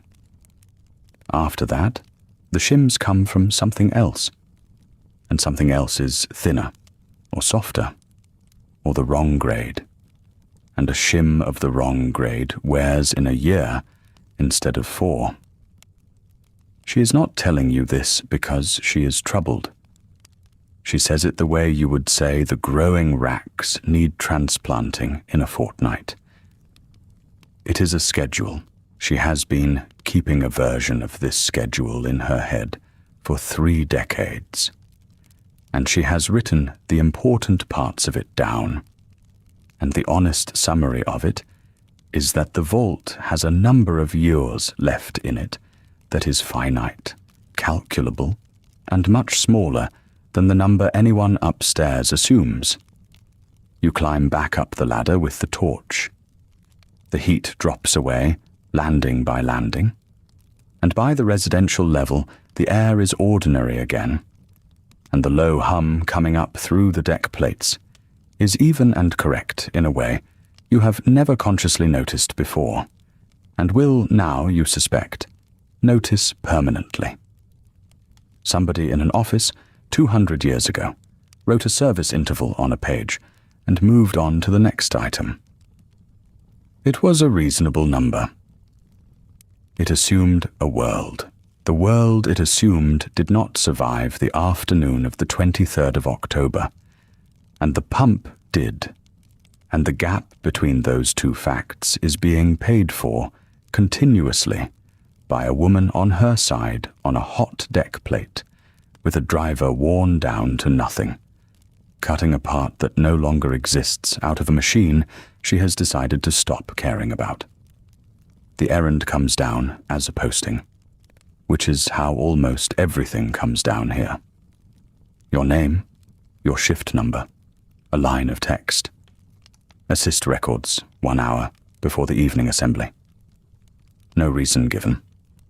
Reasons are not usually given, and after 26 years, you have stopped experiencing that as rudeness. The board is not a person. It is a schedule with handwriting. The records room sits off the administrative corridor on the upper level, behind a door that has a lock and, unusually, a working one. You wait while the clerk finds the key on a ring of 11 keys, 9 of which open nothing anyone can identify anymore. She has been meaning to label them. She has been meaning to label them for as long as you have known her, which is your whole life. Inside, the air is drier. That is not sentiment. It is design. The room has its own small handler, a separate loop off the main system. Because paper and magnetic tape do badly in the humidity that hydroponics pushes into everything else. You can feel the difference on the inside of your nose within about 4 breaths. It is the only room in the vault that smells of nothing at all. The racks run floor to ceiling on 3 walls. Holotapes in labeled sleeves, arranged by year and then by department. The earliest ones in a beige that has gone the color of weak tea, and the later ones in the gray. They switched to sometime in the vault's 4th decade because the beige stock ran out. There is a terminal on the desk with a printer bolted to the cabinet beside it, and the printer works. It has worked continuously for 200 years because it is a solid mechanism built to a tolerance that assumed abuse, and nobody has fed it paper since roughly the time your grandmother was a girl. Paper is one of the things the vault does not make. The clerk keeps a single sheet in the tray, so the mechanism does not complain, and that sheet has been in the tray, unprinted on, since before she took the post. Your task is unglamorous. 2 racks of tape have shifted on their mounts, and the labels want recopying by hand into the ledger, because the tape sleeves are wearing at the corners, and the ink is going. You sit and you copy. The clerk sits opposite and reads out, and you write, and the room is quiet enough that you can hear the small handler cycle every few minutes. About halfway through the 2nd rack, she reads out a designation you have not heard before, hesitates, and hands you the sleeve instead of the label.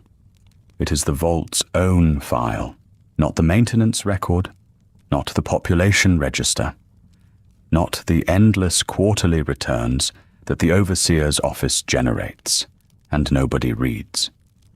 The original document, the one that came down with the door.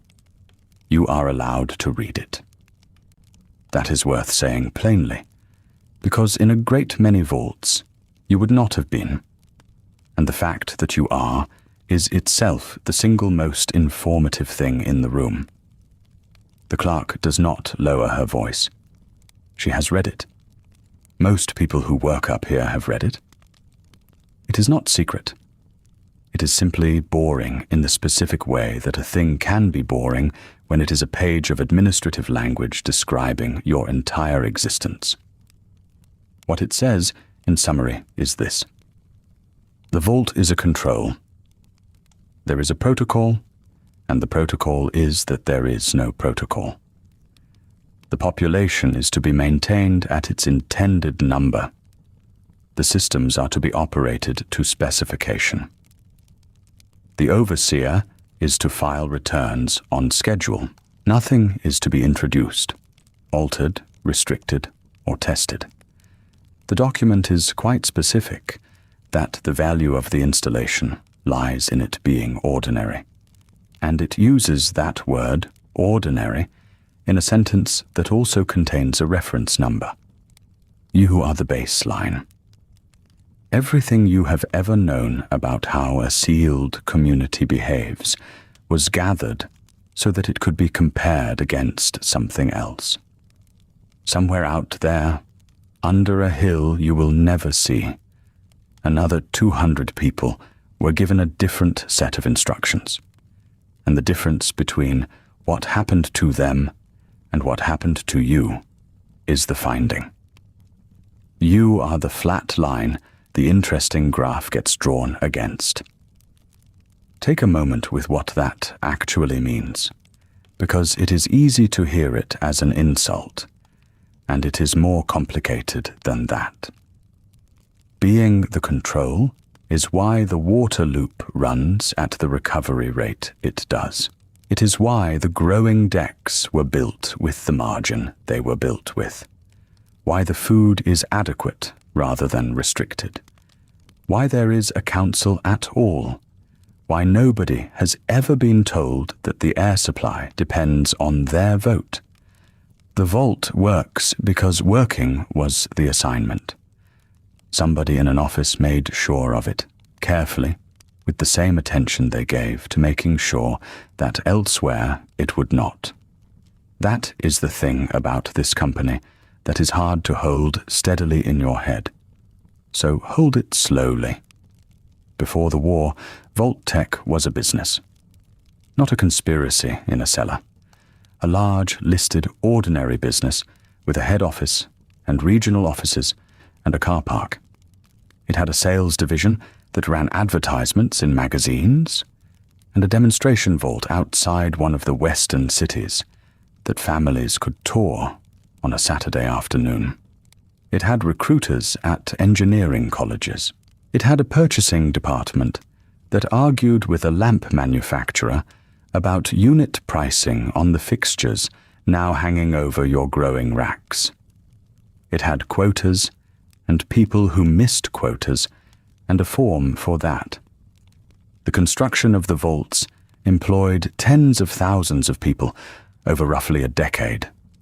Concrete crews, electricians, welders on the door assemblies, draftsmen, clerks who typed the specifications that the draftsmen worked from. Almost none of them knew what the installations were for beyond the public answer, which was the true answer as far as the public answer went. Shelters against a war everyone agreed was coming. And somewhere in the middle of that structure, a small number of people, in normal offices, with normal desks, wrote the experimental designs. They will have had meetings about them. There will have been a reporting line, a director who signed off, a committee that reviewed the proposals for cost. Some of those proposals were sent back for revision. Someone, at some point, wrote a memorandum arguing that a particular design was too expensive to justify, and won that argument, and went to lunch. The person who wrote your protocol was doing the least interesting job in that department. Their assignment was to specify a shelter that simply functioned. They wrote a good one. The margins are generous. The redundancy is real. You have never gone hungry. They are the reason you are alive, and they were not thinking about you. You finish the rack. The clerk locks up, and because there is a quarter of an hour before the assembly, and neither of you is in a hurry, you take the long route back, up the half-flight to the observation gallery. The gallery is a railed walkway above the entrance chamber, and from it you can see the door. It is worth looking at as a piece of engineering rather than as a symbol, because everyone here looks at it as a symbol, and almost nobody looks at it properly. It is a disc, several meters across, and its thickness is not something you can judge from here, because the rim is set into the frame. Best guess from the maintenance drawings is somewhere over 1/2 meter of layered steel. The mass is measured in tens of tons. It does not swing. That is the part that people who have only seen it closed do not understand. There is a gear arm that engages the rim, and the door is drawn back off its seat, straight out along its axis, on a rail. Then it rolls aside. 2 motions, 1 machine, driven off the vault's own power through a reduction gearbox with a ratio so extreme that the motor is small and the door still moves like weather. slowly, enormously. It has been opened 4 times in 2 centuries for scheduled tests, and the last of those was before you were born. The maintenance chief has the whole assembly in her ledger. The gearbox is on her list of things she will not touch, because there is nothing in the vault she could cannibalize to repair it, and because a door that cannot be opened is a survivable problem, and a door that cannot be closed is not. Below you, the chamber is clean and empty, and the floor is painted with a broad number that is your vault's number, 3 meters high, positioned so that it would be photographed from above when the installation was commissioned. Somebody thought about that. Somebody specified the paint. And here is the strange fact you carry down to the assembly with you, the one you have known since you were a child and have never quite made sit flat. The file has a date on it, not an emergency provision, not a contingency, not a paragraph about what to do if. A date, a scheduled reopening survey, written in the original document, set out in the ordinary language of a maintenance interval, as though the surface were a system that would come back into tolerance on a predictable curve, and the company would want a reading when it did.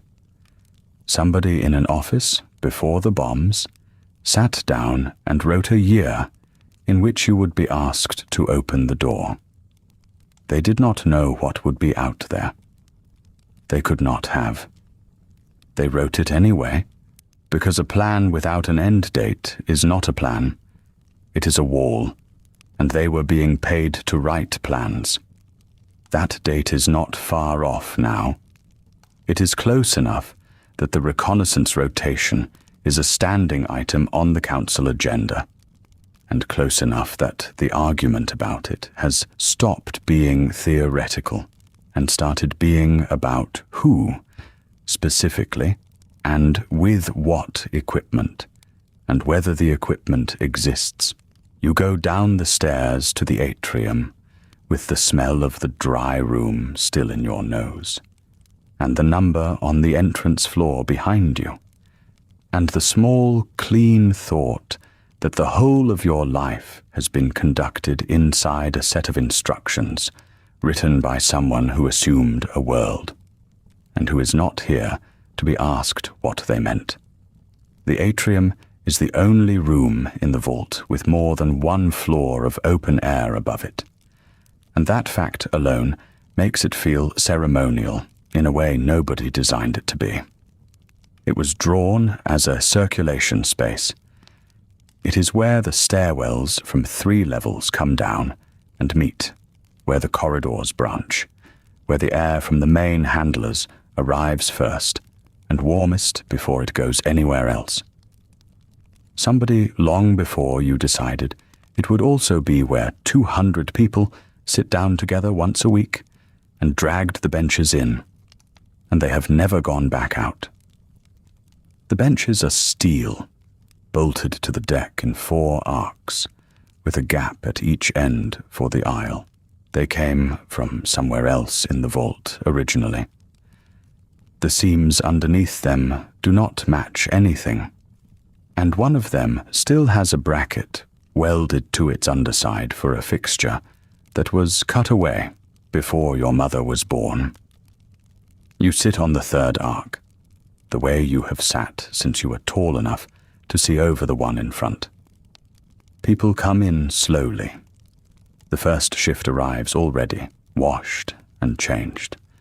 The second shift arrives in work clothes with the deck still on them. And there is a small, unspoken, entirely reliable arrangement whereby nobody sits directly next to somebody they spent the day arguing with. The room fills from the back. It always fills from the back. The overseer comes down the near stair without ceremony, carrying a clipboard and a mug, and stands at the low rail where the floor number is set into the deck. There is no gavel and no announcement. The talking simply falls off, in the way a room's noise falls off when everyone notices at once that they are the only ones still going. The postings come first. They always come first, and they take the longest, and they are not what anybody is here for. Shift adjustments for the coming week. 2 people moving off the growing decks onto the plant deck to cover a training rotation. A note that the laundry's second machine is out of service, and the schedule is compressed accordingly, with an apology that is genuine and entirely procedural. A reminder that the corridor lamps on the lower residential run are being taken down one at a time for cleaning, and the light will be uneven for a fortnight. A birth approval, read out in the same flat register as the laundry, and a small warm noise from the benches that the overseer waits out without expression before continuing. You listen to all of it with about 1/3 of your attention, which is exactly as much as it needs, and which is what everyone else in the room is giving it. This is the machinery working. Machinery working is not interesting. That is the whole point of it. Then the clipboard turns over, and the overseer says the words reconnaissance rotation, and the room changes temperature. Not dramatically. Nobody stands up. But the small movements stop. The shifting, the leg crossing, the 2 people at the end of the second arc who have been passing a folded card back and forth all evening. And the atrium becomes, briefly, a room in which 200 people are all doing exactly the same thing. The item on the agenda is not the date.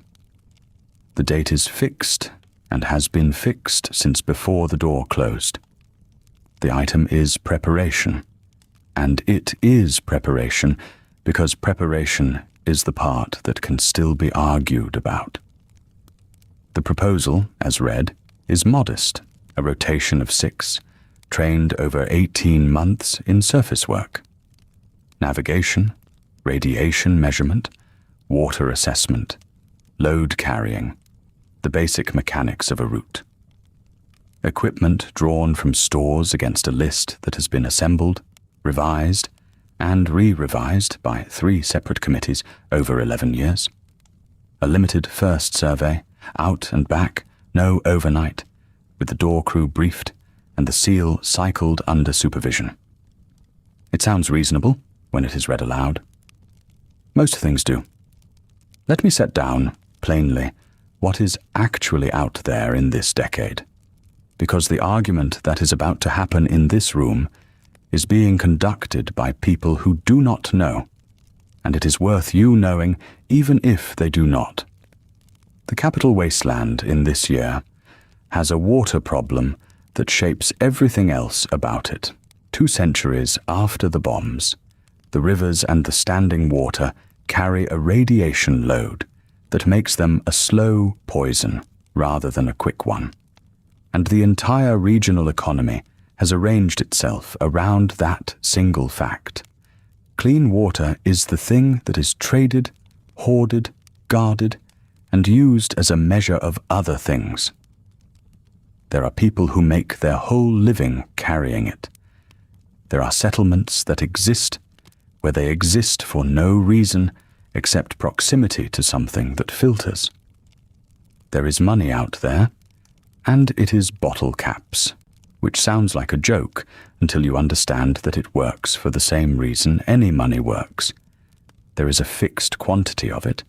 Nobody can make more, and everybody agrees. It began as a claim on water, in a trading town a long way west of here, and it traveled east the way currencies do. And by now, it is simply what a price is denominated in. A day's labor has a number. A meal has a number. A dose of the pre-war medicine that everyone out there still relies on has a number. And the number is high.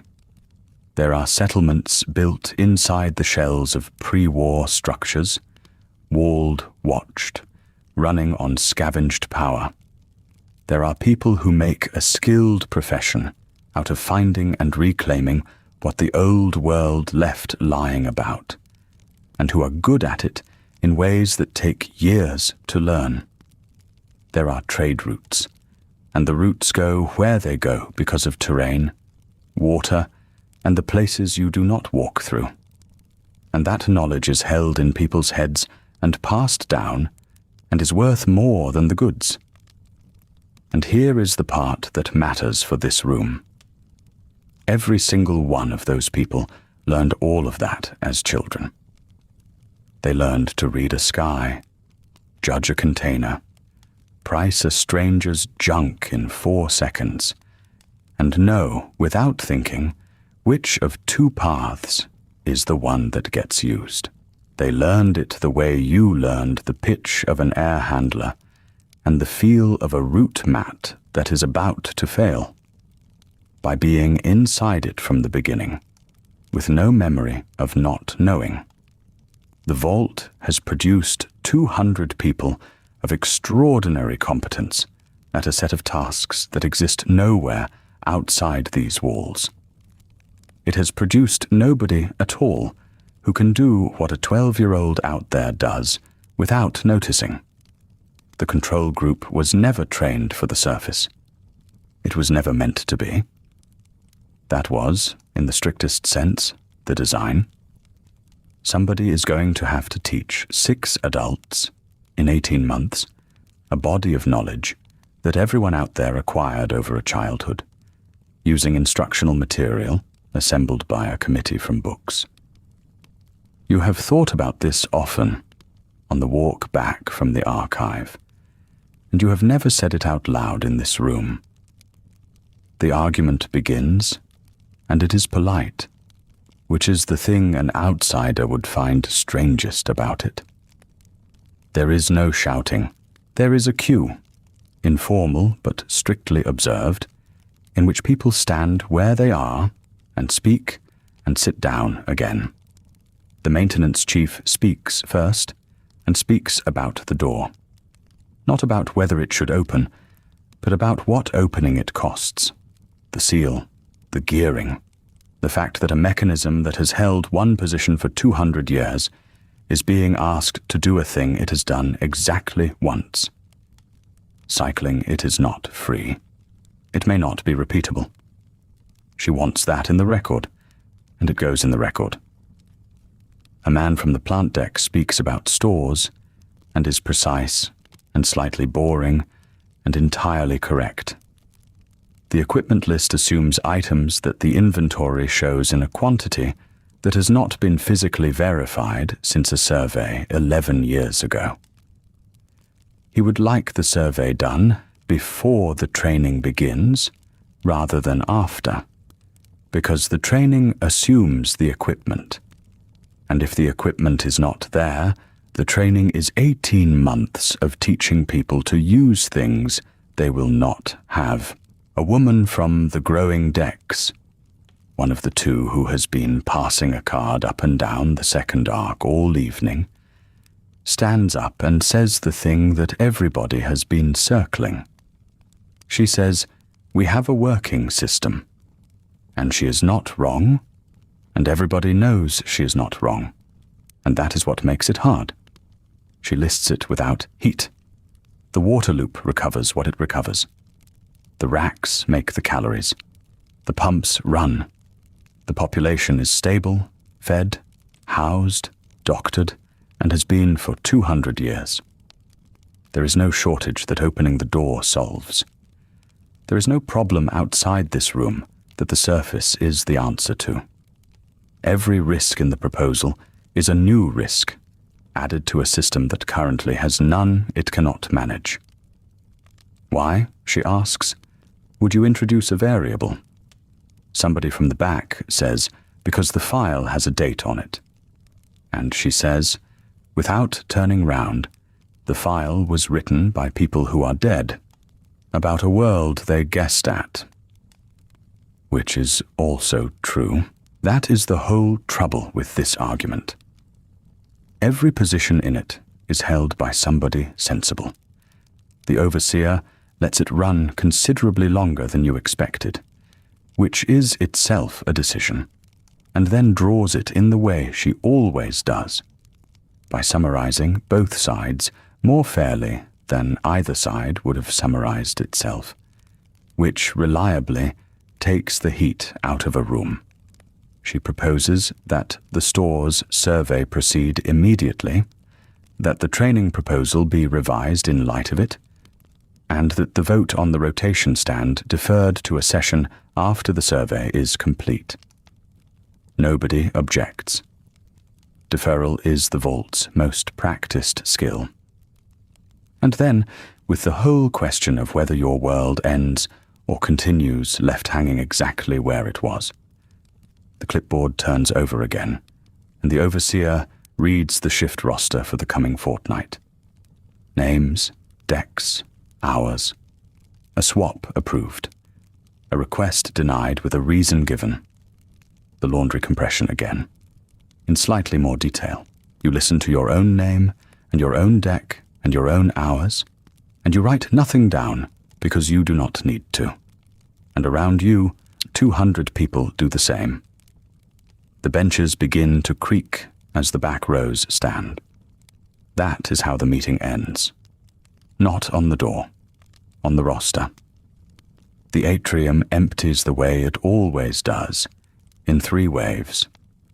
The people with children go first, because the children have been sitting still for an hour, and there is a limit. Then the shift workers with an early start, which tonight is most of the 3rd deck. Then everyone else, slowly, in 2s and 3s, standing about in the aisles, finishing conversations that could perfectly well be finished tomorrow, because there is a pleasure in a room with everyone in it that nobody quite wants to leave. You are in the 3rd wave. You usually are. The evening meal is served late on council nights, which everyone grumbles about, and nobody would change, because it means the mess deck fills all at once instead of in a trickle. And for about 40 minutes, the noise in there is the loudest noise the vault produces all week. Trays going down, benches scraping, somebody laughing too hard at something that was not that funny. The kitchen crew works the line with the flat efficiency of people who did this at midday, and will do it again in the morning, and who have long since stopped being interested in the conversation they are serving into. You get mushroom again, and a portion of the pale, flat noodle the kitchen makes from tuber starch, and a spoonful of something green that came off a rack you personally pruned 9 days ago. You know the rack. You could take somebody to it. There is a particular kind of relationship with food that only exists in a place this size, where the distance between the thing growing and the thing on the tray is about 90 meters and 1 flight of stairs, and you have walked all of it. The conversation at your table is about the door for the first 10 minutes, and then it is not, because there is only so long anybody can sustain it. It becomes a conversation about a card game. Then about a man on the first shift who has apparently been recalibrating the mess deck's ovens without being asked, and is either a great asset to the community or an enormous nuisance, depending on who is speaking. You eat, and you listen, and you contribute about 4 sentences. Then the lights step down. They do it in stages, which is the part you find you have never stopped noticing, even after 26 years of it. Not a dimmer sliding smoothly. Steps, the main atrium banks, drop first, all at once, and the room gets suddenly warmer and smaller, and everyone's face changes. 10 minutes later, the corridor lighting drops to its evening level. 10 minutes after that, the corridors go to the low amber that will hold until morning, which is bright enough to walk by and not bright enough to read by, and which somebody in an office 200 years ago decided was the correct light for a human being to sleep near. They were probably right. That is the uncomfortable thing about a great deal of this place. A lot of it was decided correctly by people who never met you. You do your last rounds on the growing decks because it is your week for it, and because you would probably do it anyway. The lamps are off up there now, and a growing deck without its lamps is a strange room. All that architecture of racks and lines and trays, and no light in it except the amber from the corridor and the small green indicators on the nutrient pumps. The smell is the same. Wet root mat, mineral, the faint sweetness off the tuber trays. The air is warmer than the corridor by 2 or 3 degrees, because the racks hold heat and let it go slowly all night. You walk the aisles with a hand torch, and you check what there is to check. Line pressure on the 4 feeds, which is a gauge each and a number you know by heart. The catch tray under the second rack, which has been weeping for a month, and which maintenance has scheduled and rescheduled, and will get to. The transplants you put in this morning, 20 of them, which look exactly as they looked this morning, and will for another 6 days. Then you stand still for a moment near the plant deck stair, and listen to the pump. It is running clean. The pitch is the pitch it had before it started to change, which is a low, steady note somewhere under everything else, and if you did not know to listen for it, you would not hear it at all. You listen for about 15 seconds. Then you stop listening, which is its own small pleasure, because for 3 days you have not been able to stop. That is what a repair actually is in a place like this. Not a triumph. A return to not thinking about something. The terminal at the deckhead takes your entry and does not save it. You know it will not. You type it anyway. Rack counts, pressures, the transplant number, the catch tray. And you press the key, and the cursor sits there for a moment in the way it does. And then the screen returns to the menu, without any acknowledgement that anything happened at all. 26 years of this. Somebody logged a fault about it before you were born. It is in the ledger. It is not a machine. Anyone is going to be permitted to cannibalize something else to fix, because it does not keep anybody alive. So you write the numbers in the paper book beside it instead, which is what everyone does, and which is why the paper book exists, and which is the actual system regardless of what the design documents say the system is. Then you go down. The corridors at this hour are almost empty. Somebody's door open, somebody's radio on very low. A man on the second deck who cannot sleep and walks, and who nods at you, and who has nodded at you at this hour for years, without either of you ever having had a conversation about it. The amber light, the air handlers, steady, at the note they hold all night. You wash at the metered tap. You hang the jumpsuit. You lie down in a room you were born 4 doors from, in a vault that has done, today, exactly what it was built to do. And here is what is true about that, both halves of it, and you can hold them at the same time because they do not actually contradict each other. The first half is that the competence in this place is real. 200 people ate today. They ate food grown under lamps that were manufactured before the war, on racks fed by a nutrient loop that has been rebuilt at least 4 times by people working from a manual with pages missing. The water that washed those racks came back through a recovery system running at a percentage that its designers would have called optimistic, because somebody's grandmother worked out a modification and wrote it down properly. A circulation pump that began to sing 3 days ago is running clean tonight, because a woman with a hand file and 40 years of experience knew what the sound meant and cut a shim out of a machine nobody needs anymore. None of that is easy. None of it is automatic.